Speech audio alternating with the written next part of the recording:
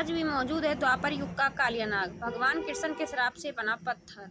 भगवान श्री कृष्ण ने द्वापर युग में कालिया नाग का मर्दन कर उसे मथुरा में जाने का आदेश दिया था, लेकिन भगवान श्री कृष्ण के एक श्राप के कारण वह आज भी मथुरा में ही है। भगवान श्री कृष्ण ने ब्रिज बहुत सी लीलाएं की हैं, जिसमें से एक कालिया नाग मर्दन भी है।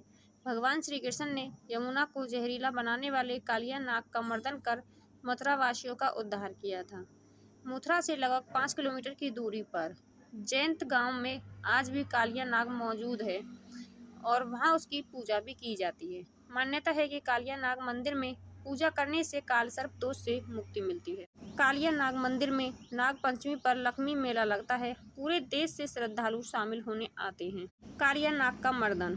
पौराणिक मान्यताओं के अनुसार कालिया नाग यमुना नदी में एक कुंड बनाकर रहने लगा। कालिया नाग के यमुना नदी में बसने के कारण नदी का जल विष की ऊष्मा से सदैव ही खौलता रहता था। उसका प्रभाव ऐसा था कि नदी के ऊपर उड़ने वाले पंछी भी सुलझ जाते थे। सिर्फ इतना ही नहीं, अगर कभी वायु भी उसका स्पर्श पाकर किसी पेड़, पौधे या तट को स्पर्श कर लेती तो वह भी सुलझ जाती थी। एक दिन श्री कृष्ण अपने सखाओं के साथ यमुना तट पर गेंद खेल रहे थे। तभी उनकी गेंद जाकर यमुना में जा गिरी।